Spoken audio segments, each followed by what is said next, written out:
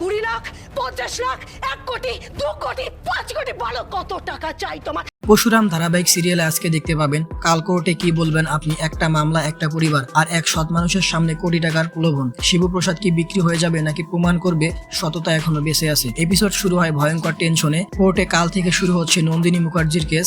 হুমকি আসে এই কেসটাই হবে তোমার লাইফের লাস্ট কেস। কিন্তু বাড়িতে সম্পূর্ণ অন্য ছবি। তটিনী গর্ব করে বলছে আমার জামাই সোনার টুকরো, উপার্জন কম হতে পারে কিন্তু ও একজন নায়ক। শিবপ্রসাদ গাঙ্গুলি সৎ পরিশ্রমী, পরিবারের জন্য জীবন দিতে প্রস্তুত। তটিনী বলে তুমি আমার অহংকার, তুমি নায়ক। কিন্তু শত্রুরা বসে নেই। মন্দিরে ফাঁদ পাতা হয়, শিবুকে ঘিরে ফেলে গুন্ডারা। কর্ণ চ্যাটার্জির লোকজন পুরো মন্দির ঘিরে ফেলে। তটিনী গাঙ্গুলিকে টার্গেট করা হয়, গুলিও চলে।